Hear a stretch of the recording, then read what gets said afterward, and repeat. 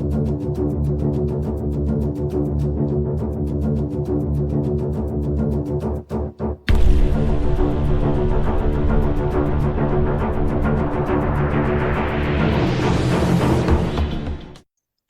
everyone, and welcome to a brand new episode of Last Best Hope for Conversation, your Babylon 5 podcast. I am one of your hosts, Jesse Jackson. Joining me, as always, is Lou. Hello, everyone. And the podcast mom, Karen. Hello. And we are discussing The Long Night, episode 5 of season 4, originally aired January 27th, 1997. And not much happens in this one. But we just have to talk about it because we're contractually obligated to it. Lou, thoughts? Quick thought. Very good episode, and talk about a cameo role for somebody who turned out to be a very big star later on. It just, as soon as you saw him, it takes you out of the episode because Bryan Cranston is so big now, and I just thought, wow, did they know? Where was he in his timeline as an actor when he got this gig? Because his footprint is so large now that it really overpowered scenes that probably earlier people just watched and said, okay, he's all right. But yeah, it was really good. And of course, all the stuff that happened on Narn was, again, the highlight of the episode as far as I was concerned. Karen?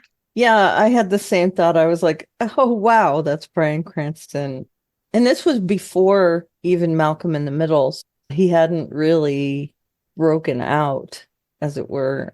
So I don't know whether they thought he's just one of those character actors, or because it does pop out, take you out of the episode for a minute. But barring that, I thought it was a pretty good episode. A lot of Jakar, which is good, always good.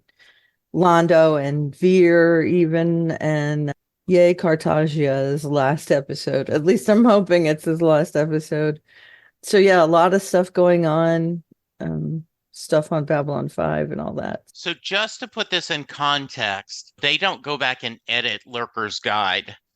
And for those of you who I've talked about it a lot, and Karen looks at it sometimes. Lou stays away from it because of spoilers. No, I don't go there anymore. Yeah. There were spoilers. Yeah. So. The format is in italics is what someone posted. And then below that is what JMS answered. And the italics is the Erickson scene was moving. And he replied, thanks. I think a lot of it there has to do with the performance of the actor playing Erickson. He brought a real sense of presence to the job. So he did not even know enough to say his name at that point. Mm-hmm. Yeah. And I had forgotten he was on the podcast on the show. And then I went, oh yeah, that's why Texas mentioned the Breaking Bad, right? Yeah. He really did bring a lot of really substance and like this. Oh, now I understand what you're asking me to do. Okay. So in my head, I call this episode Breaking Good. Breaking Good. Yes, absolutely. Nice. Yeah, I really enjoyed this one. Again, I was happy to revisit it. I was a little surprised because I had forgotten that what happens on Narn happens this early. So I was like, oh, yeah, that's right. So let's go through this. John makes a comment. If we're going to start a new age, we're going to have to go things better. And I wanted to know if you guys noticed that because Lou and Karen both have asked, what is this dawn of the new age? What do we mean? The third age of mankind. Mm-hmm. So I thought that was a little lantern post maybe that they're doing. Did either one of you catch that? No, not really. I did, but I'm not sure that I made a huge connection to it. It was just, oh, okay, this is where we're starting.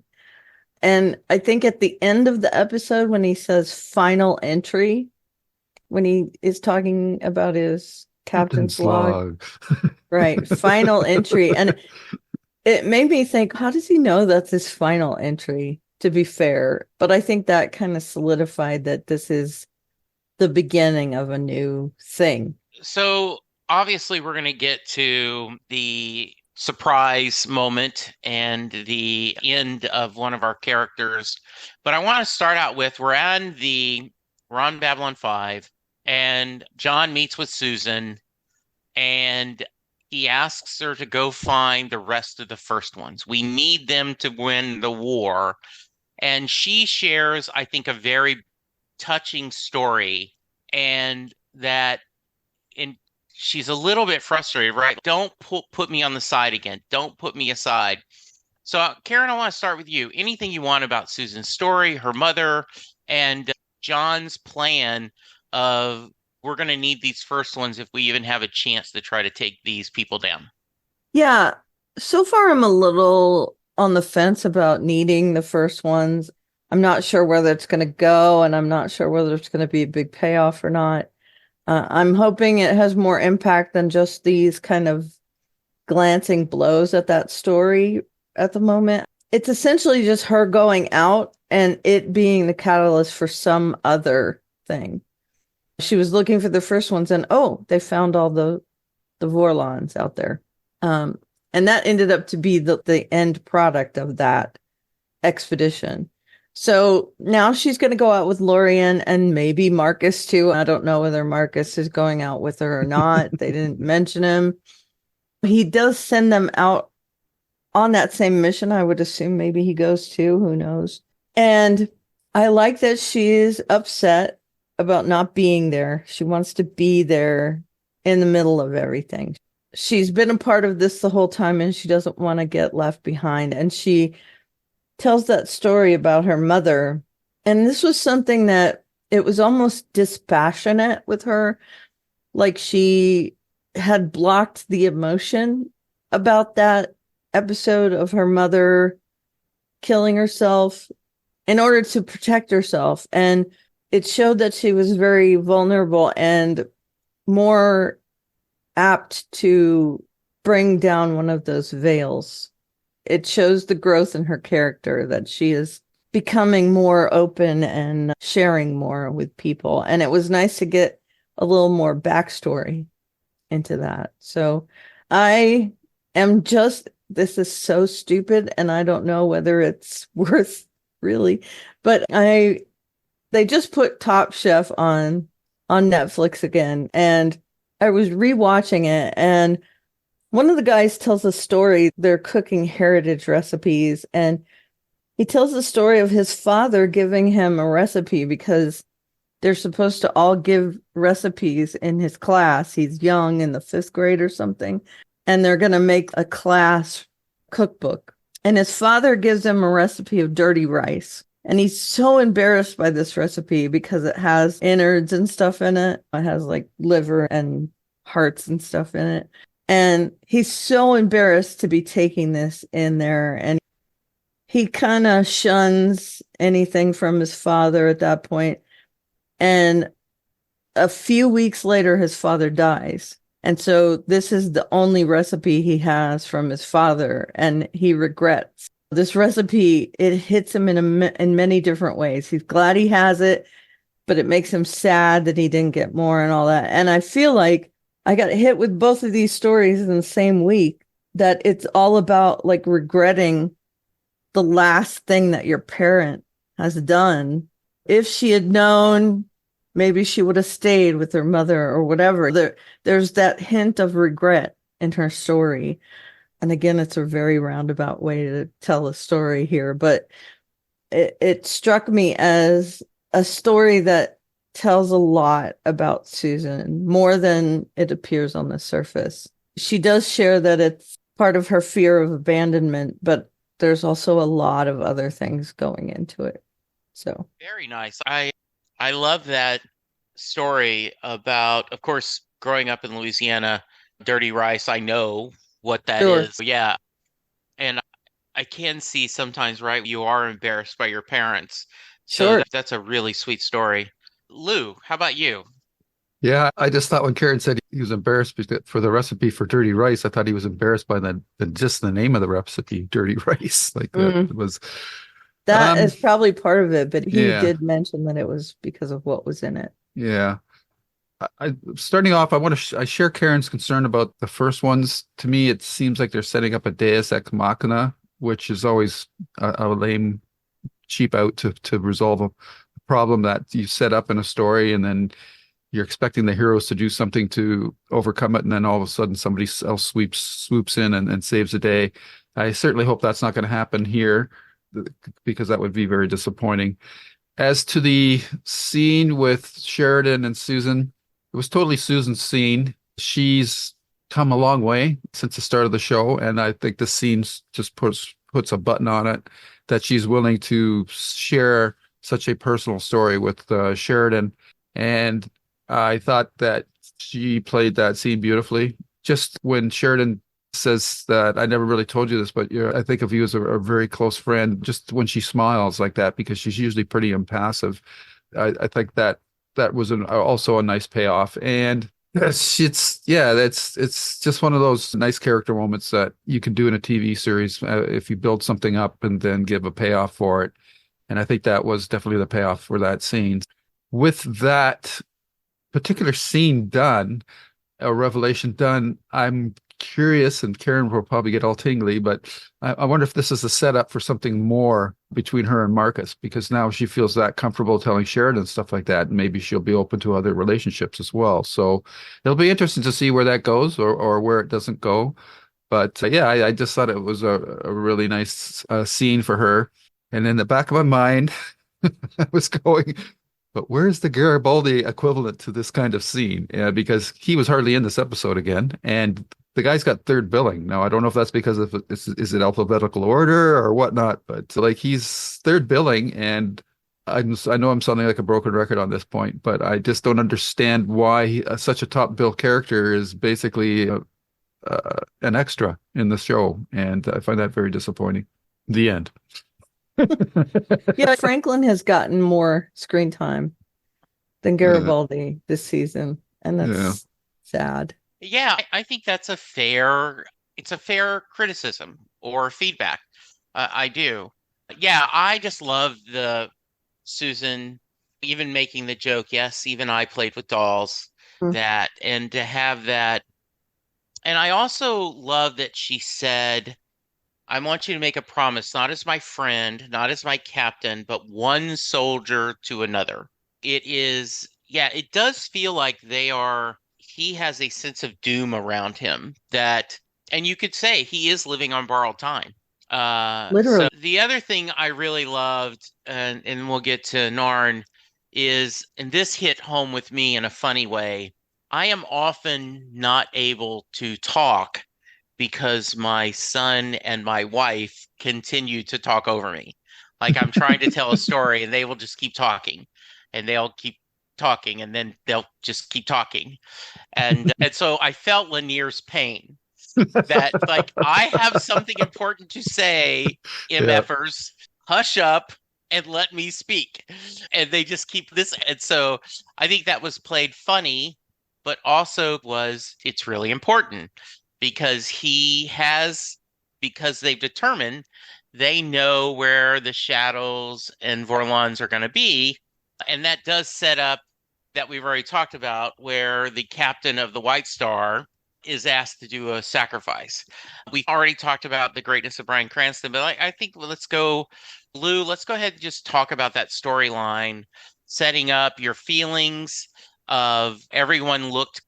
I thought it was a little weird that John's telling this in front of everyone, but I think the point of that is to maybe say, hey, I'm not asking your world, your soldiers to do anything that I'm not asking my team to do. So, Lou, thoughts on that?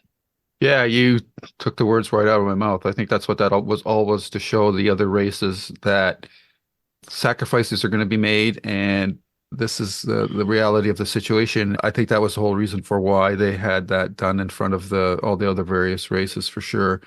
And I would love to be able to go back in time and see the scene before I knew all the Bryan Cranston stuff that I know, because would I be making such a big deal out of his performance in his scenes if I didn't have all the context of his work on Malcolm in the Middle and of course Breaking Bad that I have now? But trying to put that aside as much as I can, but there's just something about good actors that allows you to get inside their head and it's often not what they're saying, it's what they're not saying and how they're looking and just the little pauses and their eyes go off in the distance or something and that or they're looking at inward or whatever. But he had all of that in that scene. And I just thought that, boy, if they had only known that what they had here, they could have had him come back as a regular. But it's actors got to pay their dues and whatnot. And I think that and again, I can't divorce myself from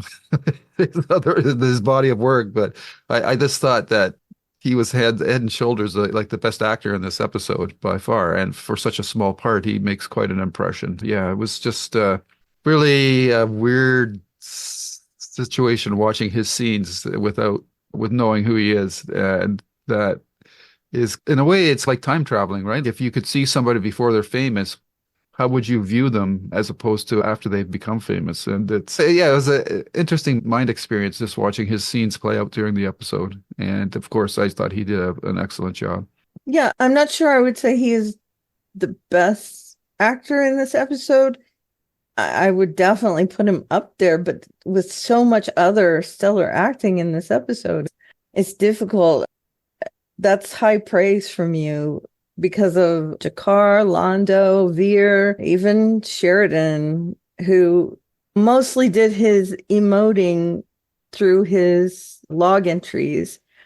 He had a few scenes where like when he talked to Susan and things like that, but mostly it was him giving orders and being stoic. I think his scenes were great. I loved also the way he held himself, the way he spoke, the micro movements, even the way his eyes would turn up. I understand what you're saying. He got that kind of inward focus at that point and realizing that he wasn't protecting this information. He was going to give it to them in a way that they fought for it, which meant to him 100% they were all going to die. I agree with Lou that Sheridan did this in front of the League of Aligned Worlds on purpose and some of it, I'm torn as to why. I think he did it on purpose, but was it because he went to them and talked to them about this plan ahead of time? Or was it in order to hammer home the point that sacrifices need to be made? Or was it a little bit of both? I'm not sure. It doesn't matter really. I think it was deliberate, and I think he brought them together more as a body of soldiers. But I got to argue the point that I'm glad he didn't come back, because if he had come back and played this role more on the show, we may not have gotten him on Malcolm in the Middle and Breaking Bad. Because once you start on a science fiction series, it's very difficult to break out of that mold. We see it over and over again with people becoming very discouraged that they can't break out of that genre mold. And him going on to be like the father on a sitcom, and then this role of this guy dying, and in order to make ends meet, he makes mess. It's just very diverse roles for him. And I would have hated to see him pigeonholed into something. And there's always that danger when someone stars or even just guest stars on science fiction series over and over. I think he did a wonderful job. I got a lot out of this one-shot performance. And what was it, 3 scenes maybe with him, or 2 scenes? It was very impactful, and I think it's 100% due to the gravitas to which he brought. Yeah, I agree. And it does feel, and it is hard to undo. But I remember when I first saw this episode, I certainly before Breaking Bad, and I was never a Malcolm in the Middle guy, just didn't take the time to watch it. But I remember being really struck with the performance of Garibaldi made the joke, the sarcastic comment, "You're going to send me in to jump on a grenade when I attack the Vorlon."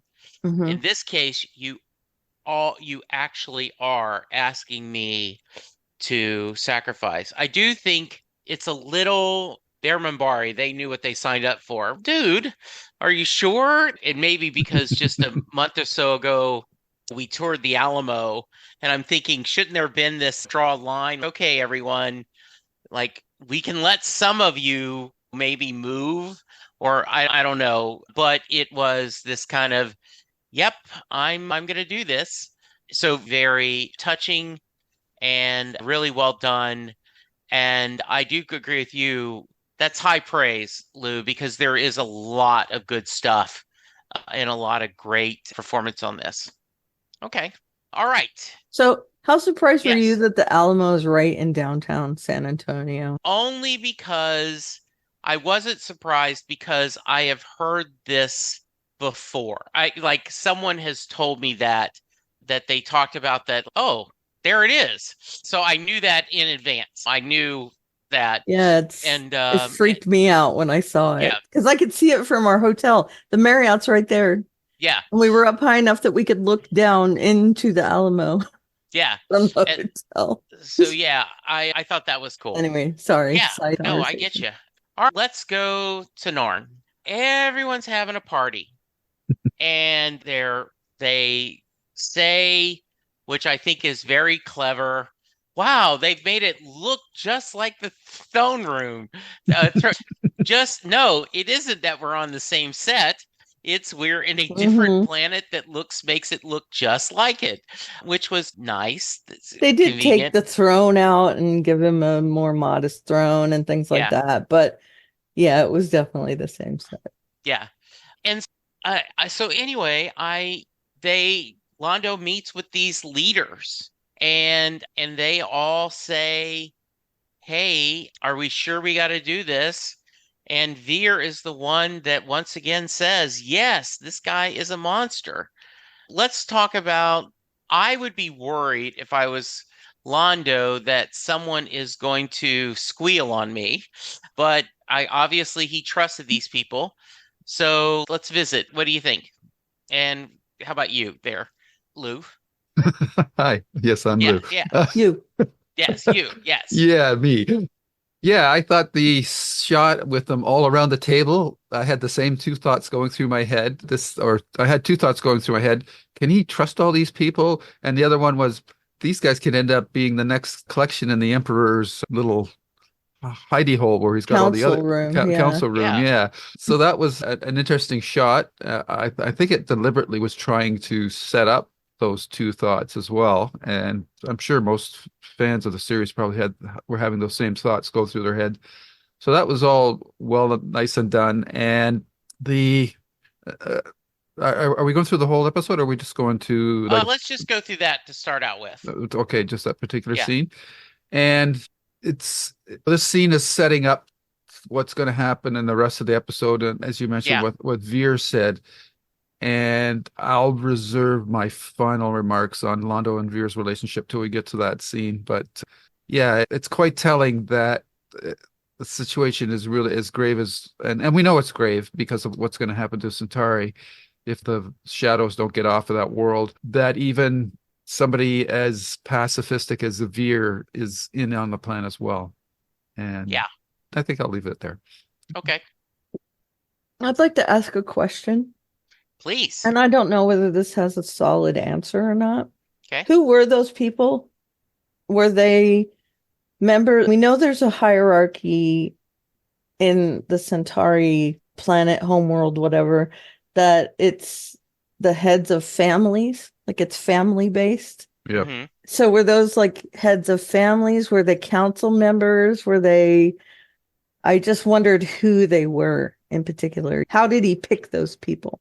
So my guess, and I don't know if this is ever explained anywhere, but my guess is that they had their version of the Senate, right? Because they talked about the first thing the Emperor did was disband that. Right. So I'm assuming those are the leaders of either they're the they are the hierarchy, kind of they are the people of the royal court that are against him. And I'm sure he's filled things out. So that's what I'm So, thinking. Yeah. so the thought is that they were people who were wronged by the new Yes. emperor, which, Or Yeah. just don't agree with what he's doing. Yeah. right, but I assumed that maybe they were the heads of the families. If they were part of the Senate that was disbanded by him, Yeah. that would really help me to think they're not going to go against Londo because they want this guy gone. They want Yeah. their jobs back. And that was one of my thoughts as well, was how can he trust these guys? I'm already at the beginning of this episode, I'm already scared for what's going to happen because he keeps going and visiting Jakar, Yeah. and it's going to get noticed. There's a guard outside his store. Is the guard telling on him for going to see Jakar so many Mhm. times? Is there a listening device? There's all these things go through my head, and thank goodness none of that happened. But Right. part of me was like, okay, these guys, I want them to be trustworthy. And there was even a point in that scene where they questioned him, where Yeah. they said, hey, you had a lot to do with this. And Londo has to say, my reckoning will come, but right now we gotta get this taken care of. And that was part of what helped them to throw in with him, I think, was for him Yeah. admitting, yes, I did have a part to play in this.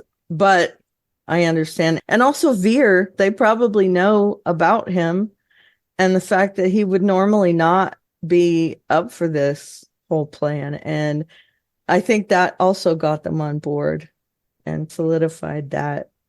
I do too. Lou, other thoughts there? No, I didn't really dwell on that aspect of that scene too much. I just assumed that these were people that were either like highly placed families, part of the royal court, Hmm. or through whatever social functions they had. Londo was able to feel out who was against the emperor and who was for him, and he's got the smarts and the social skills to or people skills to figure out who's who and who's sincere or not, and so that he just invited those people to the scene. But in retrospect, it's interesting because he really doesn't need any of those people. He just really needed Vir and Jakar. So it was an unnecessary risk, perhaps, or he's just preparing them for the fact that there's going to be a transition of power. I guess I don't know, but as to the people that around the table, I just really thought that they were, as I said, setting up those two thoughts that is Londo going to get double crossed, or are these people all going to end up in the Emperor's room with their heads chopped off? So, Well, Mm-hmm. yeah. one of the things I think that helped is after the emperor is dead, one of the people was in that room The said, doctor, I think, right? yeah, he's okay. This is his heart just gave out, and this is a very clean. So there is other people supporting this.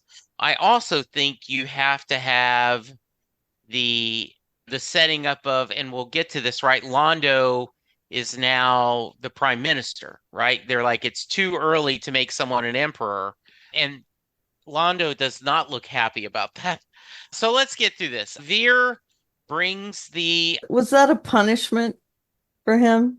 I think it might be. Yeah, a little bit of a punishment, a little bit Yeah. of you set this up, so you might as well Yeah. continue. And now then be careful what you wish for. Mm-hmm. I did the Londo going, look, I know I will end up paying for my sins. Mm-hmm. And I have no doubt of that. But right, that's future Londo's problem. That's not today's Londo's problem. And I do like the idea that because he does great maker and he believes in all the household gods, so I do believe that in his mind there will be a judgment day. Sure. Seen it Yeah. in Yeah, good mind, point. Mhm. Yeah, that's right. Yeah. Um, Is the I love implication that if he's the prime minister, that he's automatically ineligible to become the emperor? I don't know. Good question. Yeah, Mm, darn good question. I hate it when you say that. Yeah. Do you I love the little thought. It was just a little moment, but the whole idea that Vir is insulted that they think he couldn't do anything devious. And he's maybe, but which is also really funny because then it comes back. He is the one that kills the Emperor. Spoilers. And That's not really yeah, spoilers. and We've I all do seen love it. the fact take the compliment and move on. Yep. I just thought that was really just a really lovely little exchange.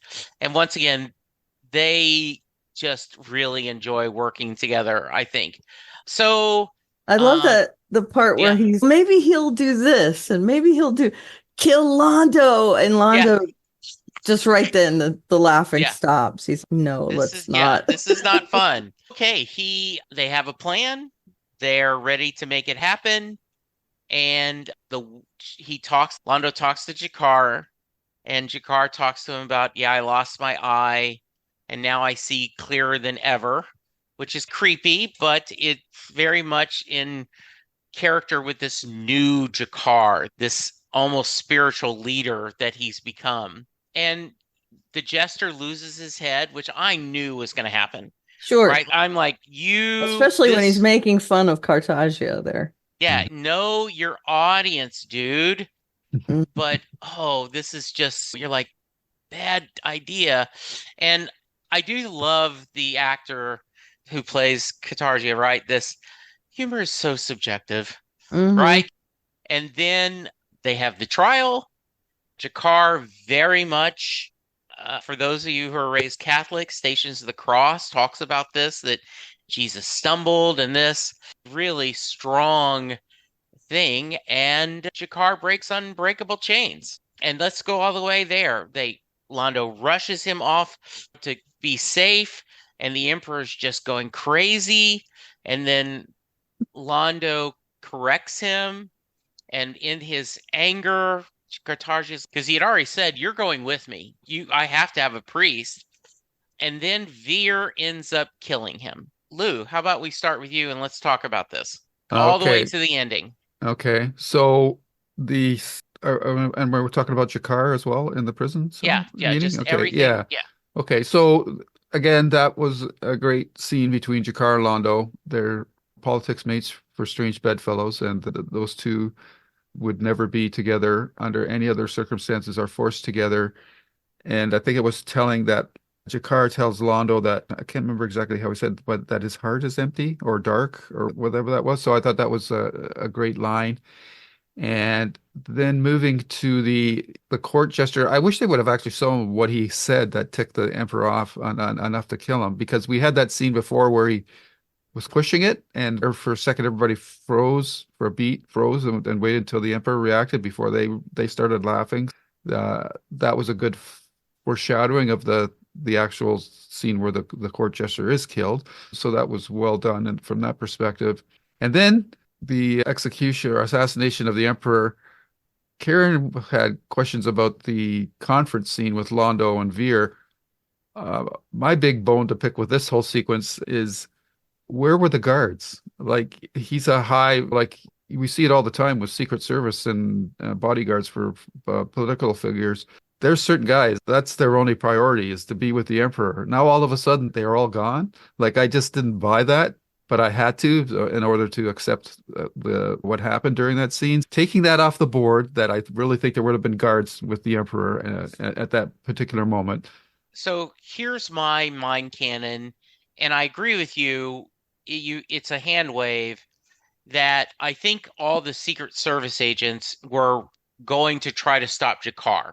They were trying to help that. But I agree, there would be one agent that sticks to the president or at the least emperor, two, right? because how often Yeah. when you see something where there's something like at a rally or something happens that's not even Yeah. directed at the political figure, but the Secret Service guys just whoosh in and take him off the stage and get him out of Yeah, out of the exactly. Yeah. situation. And I think that would have happened here. Yeah, but it's a hand wave. You have to accept it. Yeah, I agree with that. And Yeah. then I do love the execution of the assassination, because it's done in a very typical Vir fashion. It's basically an accident. He didn't really mean to kill him, but the emperor just bumped into him, and Vir accidentally sets off the hypodermic. So from that perspective, I thought it was really done within character, especially for Vir. And this is the scene. This is the scene where Londo's. I'm going to be interested to see how he goes forward, because he's said repeatedly through the season that he's going to have to. There'll be a reckoning for his sins, but now he's corrupted probably the only pristine or near pristine person in his sphere, and had him kill somebody, even if it was an accident. He still corrupted Vir enough to that now he's made Vir commit a mortal sin.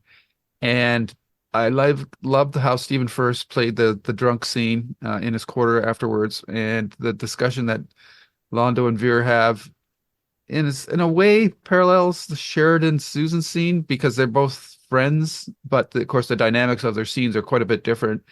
Whereas Sheridan has helped Susan become more of a complete person, Londo has tainted Vir and taken something away from him that he admired in Vir, his ability to rise to a certain level of power without corrupting himself. And now he's corrupted Vir, and that's another sin that he's going to have to atone for.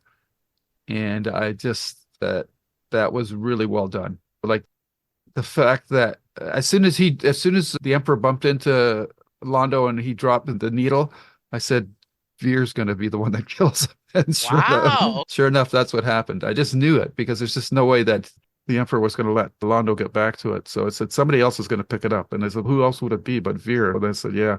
So I that totally played out the way that I thought it would once the needle was dropped. So that was needle was dropped, get it? And Yeah. I thought that was I just thought that was really well done, and just a great character beat between two characters that have had this ongoing weird relationship of two opposite characters, yet that they both seem to find something to admire in each other. And but whereas on the Susan Sheridan side, it's a positive thing. This is the dark side of that same coin. I really enjoyed those scenes. Before this, would you have guessed Vir would have done the killing? No. Okay. I wasn't even sure Londo was going to do it, to be honest. I thought he would hire like an assassin or something like that. But when it played out that he was actually going to do it, I thought he was going to do it until he dropped it. Then I thought, okay, now it's not going to be him. Who else could it be? And I said, that has to be Vir. And sure enough, all right, Vir to the rescue. They kind of set that up, even though I wasn't surprised when Vir did it after the needle was dropped, but I wouldn't have guessed it coming into this episode. No. Yeah. And even though they telegraphed it a little bit with him siding with having to kill the Emperor, it turned out to be the case for him. And I would say to you, where you said this is a mirror, I think it is 100% a mirror to the Susan Sheridan storyline, because no matter which way they go, they're both a catalyst for change in the other person. I think Sheridan was a huge catalyst in Susan's evolution, and I think that Londo and his actions were also this reasoning for the change in Vir. And I feel like those are both huge mirrors of each other. To see Susan becoming more vulnerable and then Vir opening himself up to the dark side, quote unquote, of his personality. It's a really interesting way to evolve their characters.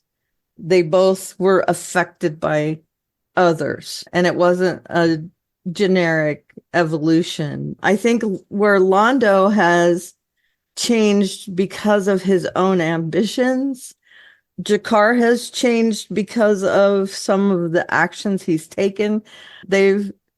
Anyone who's changed on this show, it's most likely due to something within themselves, and these two characters have been changed by someone else. I appreciated that a lot. Like Lou, as soon as the needle was dropped on the floor, it's not just dropped because there's a reason it gets dropped. And I'm talking from a storytelling standpoint. Yeah. And so that was where I figured someone else has got to do it. Who else is it going to be? And the only other person is Vir. It's not like Jakar's going to come back there. Londo made that clear to Jakar. Your job is to distract everyone while I take the Emperor away. And I think that has a bit to do with why the security guards weren't with him. They see Londo spiriting him away and figure, okay, Jakar is the bigger threat right now. So I'm going to go here and I'm going to trust that Londo has his back. So there's a lot of moving parts there. I liked that we didn't have to see what his plan was and all the moving pieces in order to understand that he had set this whole thing up. He needed someone to supply the drug and the needle and to give it to Vir, and he needed people to be in the throne room. He needed people behind the scenes to switch out the chains. He needed all these moving pieces, but really all we see is Jakar and Londo and Vir working together. It's pretty genius the way it was set up. And I think it wasn't a perfect plan. It turned out to be the way that it needed to be. If Londo had done it, it would have just been another dark mark on his soul. And I think Vir has a chance to absorb that. And while that does put a mark on him, I think that he understands it was a necessary evil. He saved lives, like Londo told him. You saved lives. Look at it that way.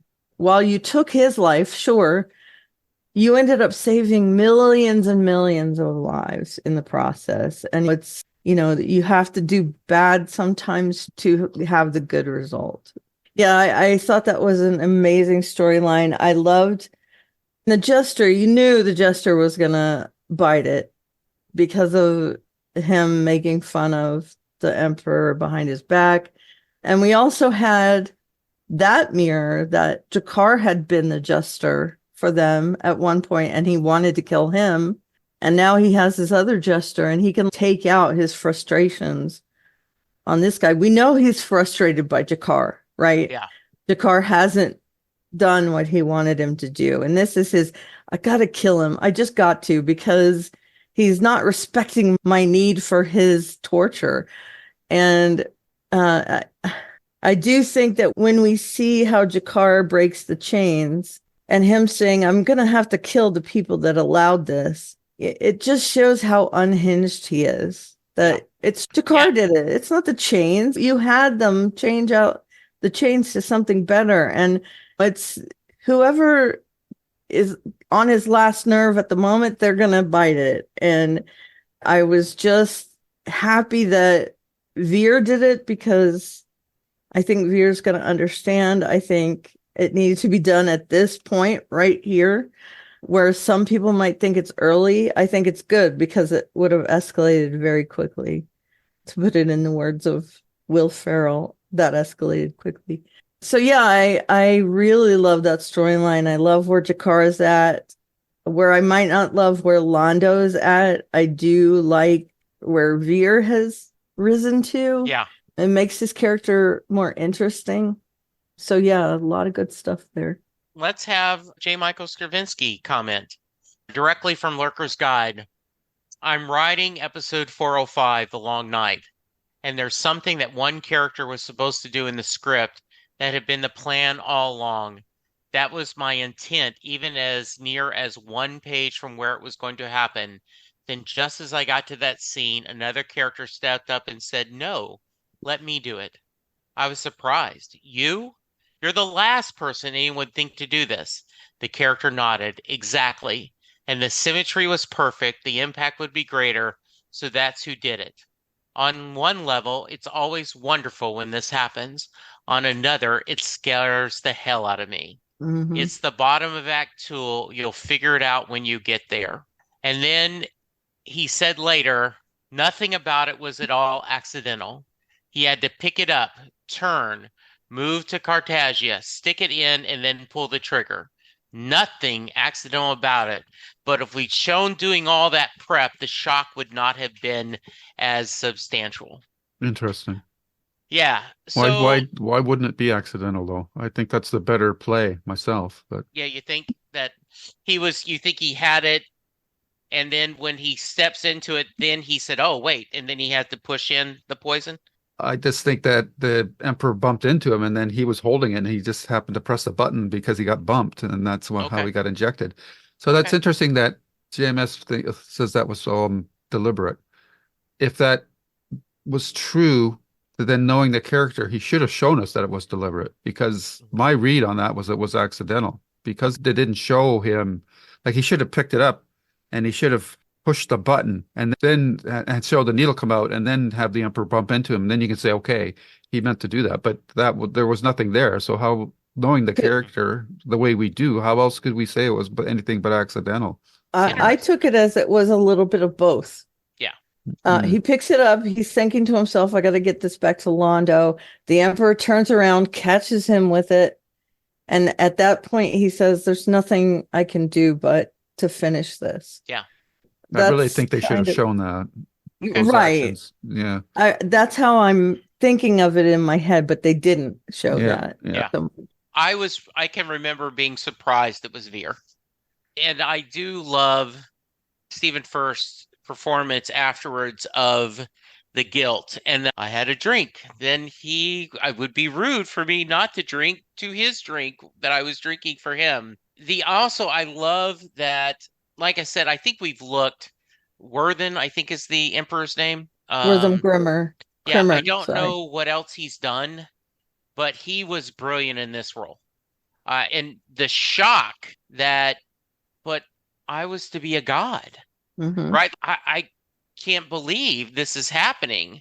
I thought was just perfect. He is just really was a lot of fun to see that and nice.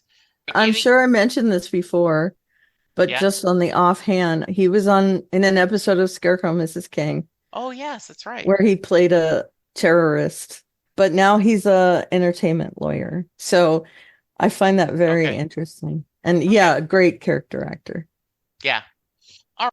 Any other thoughts about the assassination before we move to the aftermath and G'Kar yelling at his people? No? Okay. It's very Shakespearean. Yes. Other than that, yeah. All right. Londo keeps his promise. I think it was very clever the way he said this is twice the Emperor interacted with the Narns, one to make peace, one to do violence, and both of them ended in death. This is a sign that we should leave this people alone. And what I thought was very cool is he said that we've tried this to be peaceful, and he died, and we've tried to be vicious or evil, and he's died. So either way, we should let them go. Another reason why he needed the people to help him is that because if they had not pre-planned this, they may have said, no, what do you mean? So yes, let's leave this place. The Narns are happy. They have fireworks. I wonder, how do you have fireworks when your planet's been destroyed? But I guess that's not.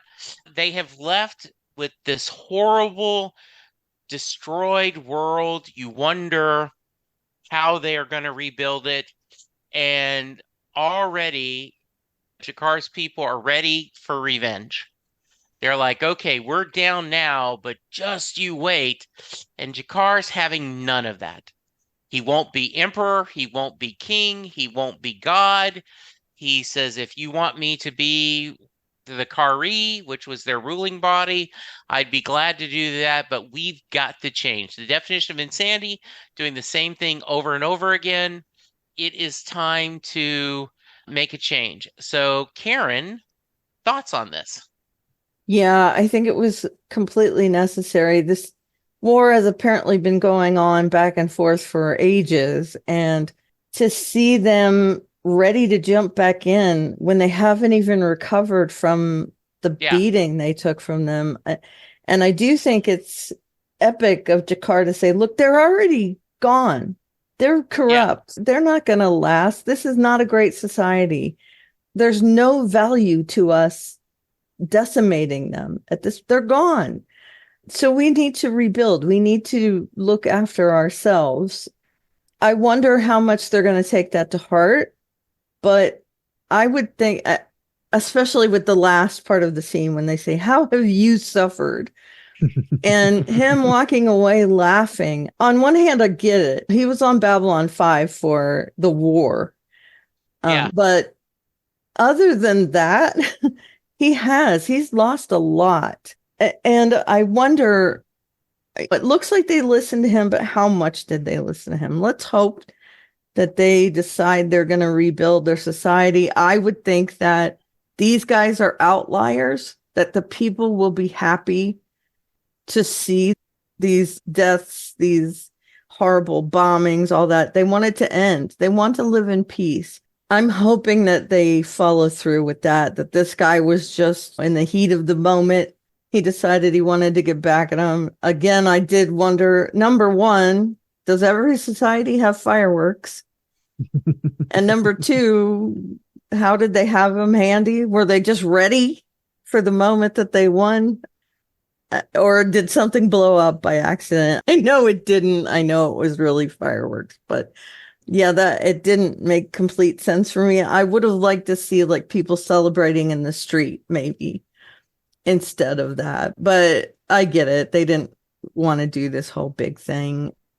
It got home the point that they were celebrating. I did appreciate that. I liked where Jakar's head is at. I think before all this, he would have thrown in and he would have said, yeah, let's get them while they're down. Let's go after them. Let's get a fleet together. But now he sees they're not a threat anymore. Londo has let us go. Let's take it for what it is. Let's jump on this and get our lives back. He's still a warrior, but right now his heart is with becoming a warrior to make the planet safe again. That's his impetus. I really like that scene, the fact that he goes off into the sunset laughing at the guy. That guy was really stupid for saying that, to be fair. So yeah, I like that he turns down the role, and that's a mirror as well. We see Londo accepting his role, whether it's reluctant or not, he still accepts it. And Jakar saying, no, it's not for me. I'm never going to take the throne. And we know that Londo, that's his ultimate goal, is taking the throne. So it's such a huge difference now between the two characters. So it was very cool. Lou? Yeah, Karen called it. Beautiful parallel between Londo and Jakar as to the path that they're taking.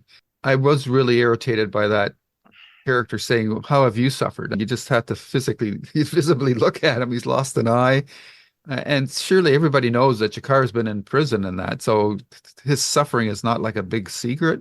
But I think they just wanted to set up this scenario where history repeats itself if we do not learn the lessons of the past. And violence begets violence and so forth. All those kind of platitudes that we're all quite familiar with. And it's interesting because I was mentioning to Karen and Jesse, I just finished the first season of Foundation from Apple TV, and that very dynamic is a big play in that first season as well. And it's something that we see all the time. We're seeing now what's happening in Israel, whatever side of the fence you're on, and with that issue, the problem is that the solution of violence will maybe provide a quick but very all-encompassing result. But the after effects of that will linger for generations. And the amount of ill will and bad feelings that are being created right now, they're going to be there. And it's not just this particular instance, because it's been going on for ever since Israel historically became a recognized country. But the violence, and which that one character I think was meant to represent when he said, how have you suffered, and allowed Jakar to go off on his spiel. It's frustrating as a person of the human race to see us keep making the same mistakes over and over again. And this scenario in Babylon 5 is just another example of shows that have done this kind of dynamic dramatize this kind of dynamic over and over again. And yeah, and especially in today's age of social media and everything, it's just really frustrating to see how a situation can be viewed so differently based on your personal frame of reference. And Yeah. we like to, I guess we're still waiting for that moment when we're all going to have that godlike perception and be able to step back and say, you know what, for the good of everyone, we're not going to pick up our swords today. But we still haven't come to that point, which is sobering. Yeah. You think of, I'm watching the newest season of For All Mankind, which on Apple I recommend strongly. It's a brilliant series. But you watch history documentaries and things about space. And that first time where we took a picture of the Earth from outer space and you see this blue marble and you can't see borders, you can't see anything. And now I'm getting overly sentimental, right? But Mhm. it is the human race. And I think one of the things in science fiction that it goes through often we do unite. But yeah, Mhm. said Lou. Can we have And I, aliens visit us? Because yeah, I can't imagine that we're going to put down our swords anytime yeah, soon. yeah. But maybe that would help. Did, Maybe. Yep. were we talking? I don't think we talked yet, but someone tweeted during the pandemic that the early days of the pandemic was proof that there was time travel because every time someone went in the past to try to stop COVID, something worse happened. Yeah. We had the killer wasp, we had the new variation. Just it seemed like it can't get any worse than something is. It's okay, there is time travel because someone's going in the back to fix this, and every time they try to, something worse happens. Yes, I love that scene. And what's funny in not a hot way, but a unique way is they had just said, "You're injured.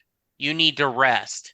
He's bloody, torn. He doesn't even have a bandage on his eye. He's got a strip of cloth that he tore off. And they're like, huh, what have you done, buddy? Yeah. Right? Yeah. Yeah. Uh, That just didn't play well, but yeah. no, it's a little bit not quite in the movie Jerry Maguire, right? Where his buddy, and I can't remember Jay's last name, but it's like, huh, think about me. I've got to lay off my best friend.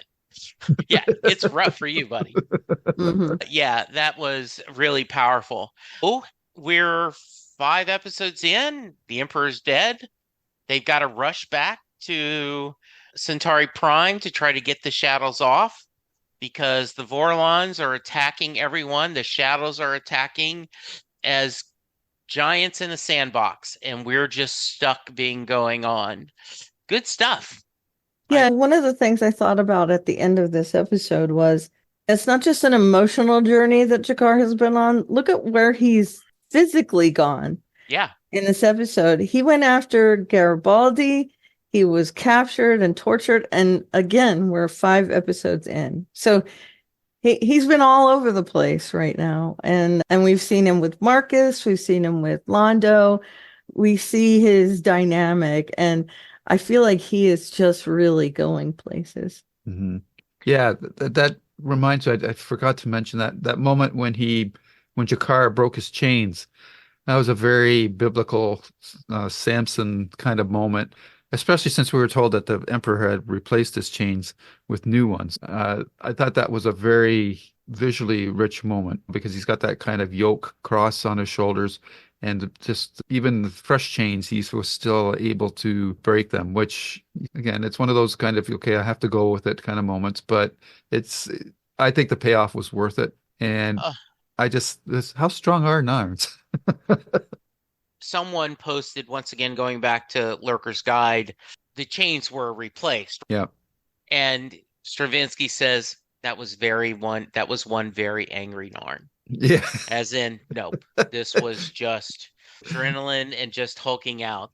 Yeah. Yeah, and I thought and I do think Cartagia played that perfect, where them, what? No, you can't break these chains.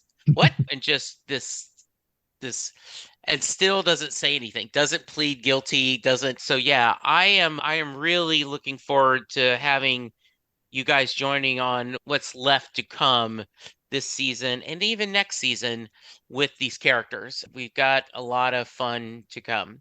Cool. Any final thoughts before we give our ratings?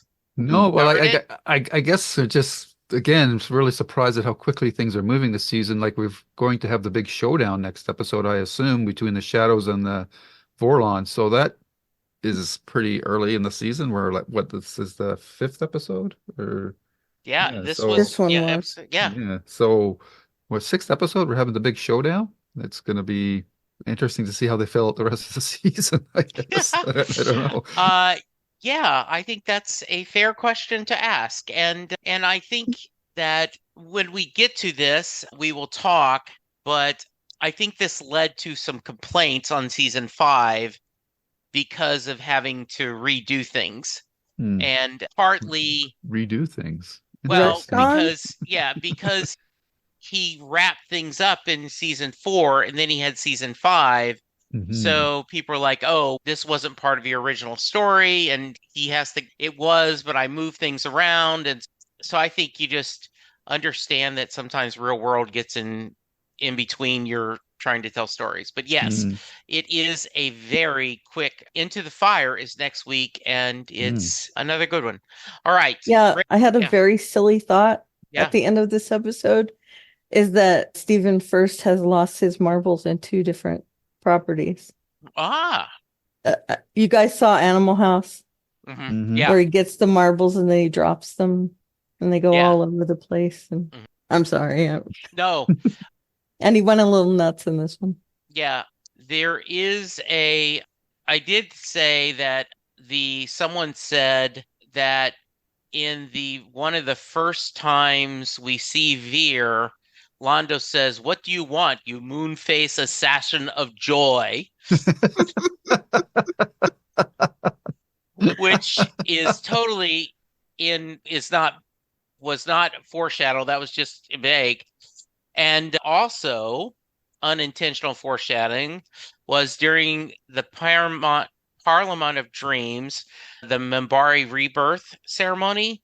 The land hands out fruits, and when she gave Londo his fruit, she spoke of birth, and Vir, she said death and renewal.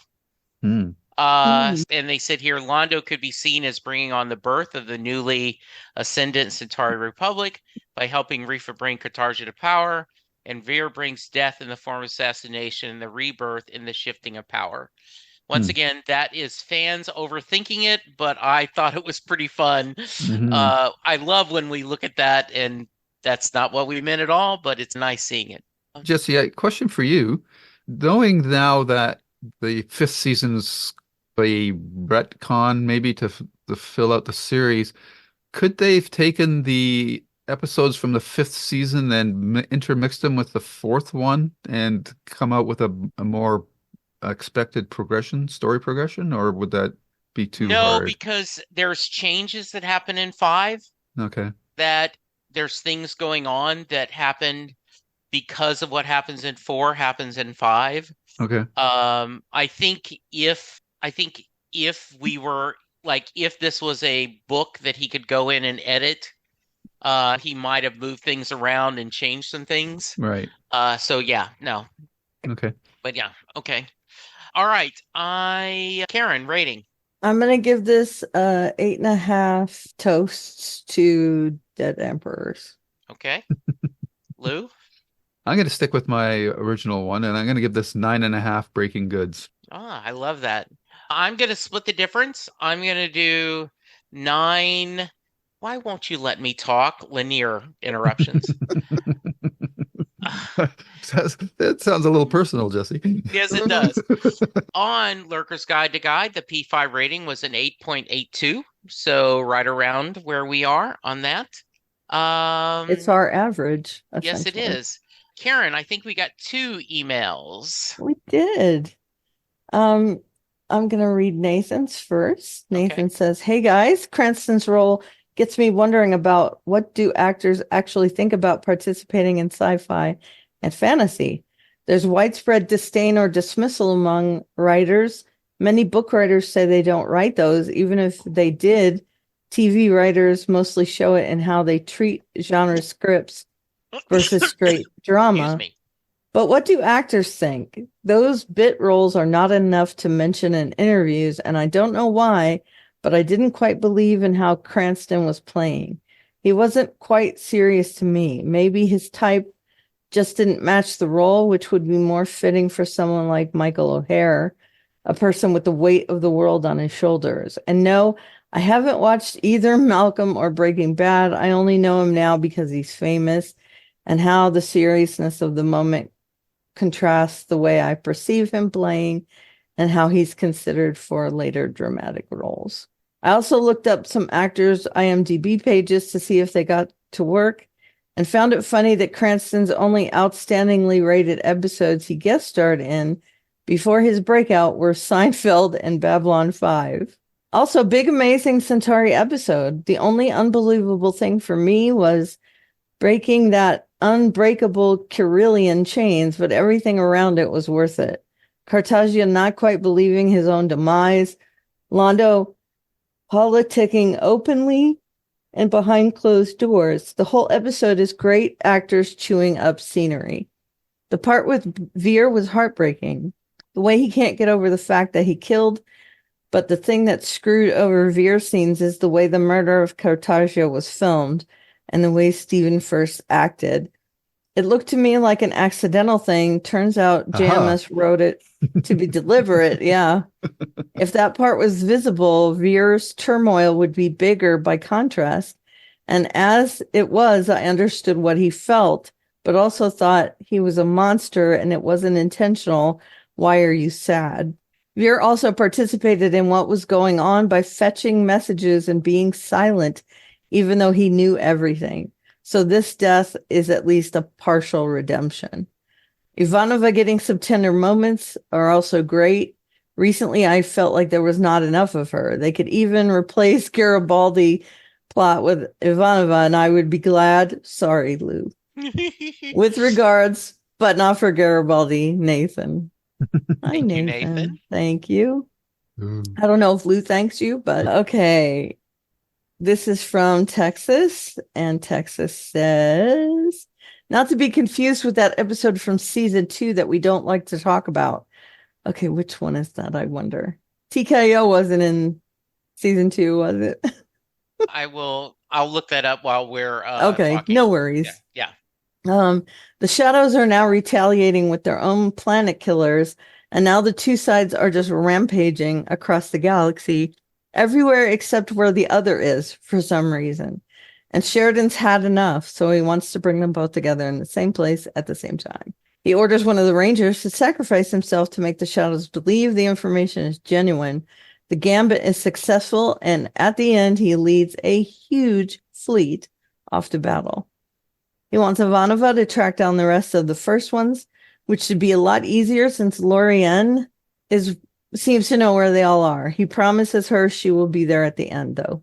On Narn, Londo is pulling his plan into action. The other minister seems to know what his intention is, but don't seem willing to get directly involved. This is Londo's responsibility, ultimately.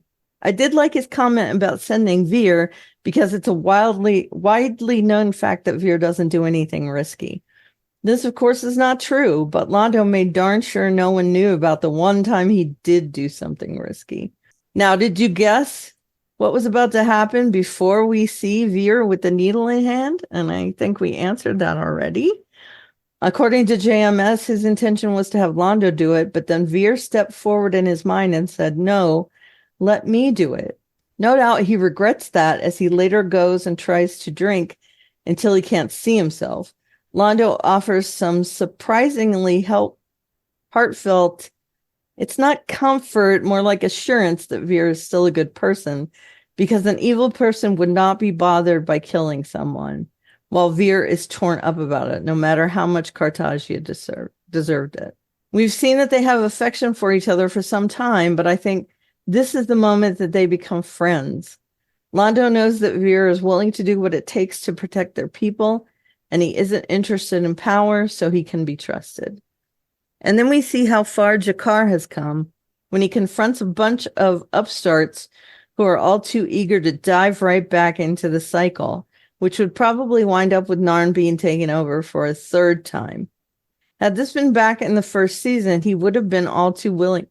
Great minds think alike, Texas. He would have been all too willing to strike back, but 4 years of humiliation, suffering, and contemplation have brought him to a very different place. And now he has to somehow convince his fellow Narn not to chase the Centauri into their own destruction, lest they be destroyed themselves. I find it interesting that for all their hatred of the Centauri, oh, I'm so sorry. Sorry. I find it interesting that for all their hatred of the Centauri and how much they wanted to be rid of them, a lot of Narns seemingly want to start doing things the Centauri way. Jakar is having none of it, and I love that scene where the one guy demands to know what he's endured. Again, season 1 Jakar would have taken his head off. The new Jakar just walks off laughing. So now the stage had been set for a battle to change the course of the galaxy. How will it turn out? Who knows? Until then, this is your wake-up call. All right, wake-up call. Wake-up call. Interesting. This is the Texas on the Shock signing off. Ansel Zaveni in Valen's name. And you saw that the Bryan Cranston character said that as well when they were signing off. That's what he says. Okay. So yeah, very cool. Lou, it's been 2 weeks because you guys were nice enough to let me go visit a friend in Houston last week. So we didn't record any on our YouTube channel. Yeah, we got a couple, and they're all pretty good. This is going to take a bit of time. That's okay. So buckle in. So Texas says, then we're talking about falling towards apotheosis. He's referencing Garibaldi being sent to face Ulkesh. He says it gave Ulkesh what he was expecting, and surprise is what happens when someone sees what they expect to see. Don't know if that's quite worded the way you meant that to be, but I get your point. And then he says it also lets Lita act like she's still on his side when she arrives to warn him about it, which then lets her lead him into the trap. Yeah, I get that. But that's still such a small force that's being sent there that I still think it was pretty dangerous because we don't know the exact power of a Vorlon either. Nathan had quite a few comments here. He says we can watch 2 movies in the middle of the season, Jesse. Third Space happens somewhere in the middle of the season chronologically. It's basically a longer standalone episode which has one slight character connection that helps to explain some things that might happen after. I think it's actually the movie. I think actually the movie should be watched where it is chronologically, because returning back to the ambience of the middle of the season after the events of the end of the season always rings hollow for me. So I don't know how you feel about that. And then he says, in the beginning can also be watched in the middle of the season mostly because by this time everything that happens there ceases to be a spoiler. So, something for you to mull over. I will. Hey, if you're reaching this, shoot me an email directly, setlet'ssingbruce@gmail.com, and hopefully you're listening. And let's talk about that when you think we do. I was going to have us do in the beginning at the end of 4 before we start 5, because chronologically, that's when it came out. So I thought that would be a nice palate cleanser to set the stage of when I started watching Babylon 5. I watched in the beginning, then I started with episode 1, season 1, episode 1, and then I watched 5 in a timey-wimey way every week on the daily I was watching, and then I was watching 5, 1 episode at a time. But yeah, let me know when you think when we should watch this. So that's not a bad idea. So send me an email. All right. And Nathan's been busy. He's back again, and he's back on the Garibaldi thing, trying to arrest Kosh. He says he didn't go to kill Kosh or attack him, just to forcibly remove him from the station. It wouldn't warrant a deadly response. And Lorien and Sheridan knew it. It's the next stage, which is dangerous. I get that to a certain degree, but I disagree with you purely from the perspective of we don't know how Ulkesh is going to react to being forcibly removed. He could respond with deadly force because we don't know the extent of his power. And based on what we're seeing in the series, especially now, the Shadows and the Vorlons don't really care about us younger races very much. So for him to kill a human would not be a big deal. So I don't agree with you, Nathan, on that one. I don't know if either one, if you want to pipe in on that or not, but I agree with you. okay.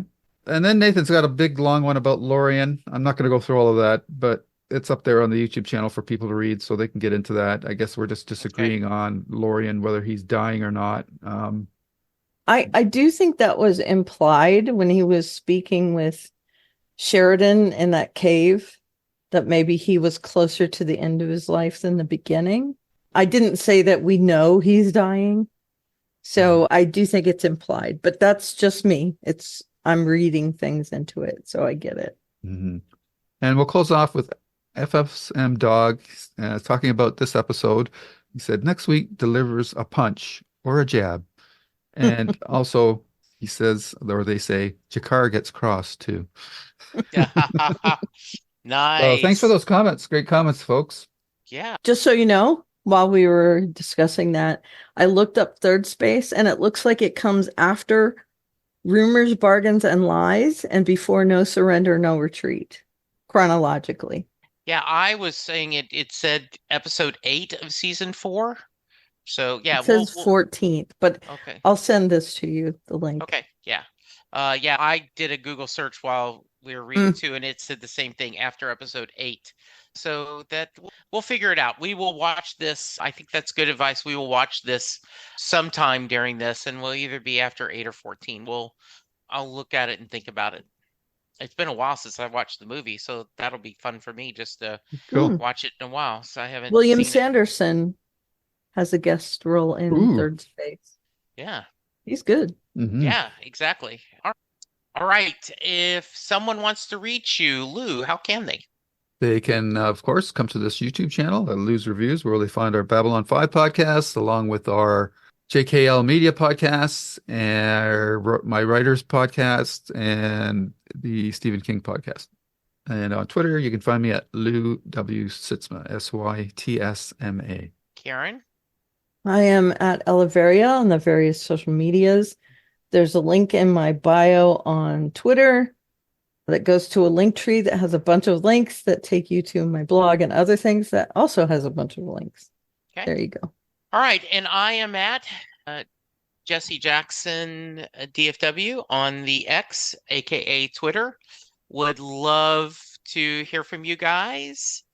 And for now, and according to, by the way, I just checked Lurker's Guide. They say that we should watch Third Space between the Illusion of Truth and Atonement. Okay. So that's what we'll do. Yeah. So we've got, thank you guys for a good reminder about that. All right. We'll be back next week to talk more Babylon 5. We may or may not have a Stephen King episode we got to discuss after we hit record.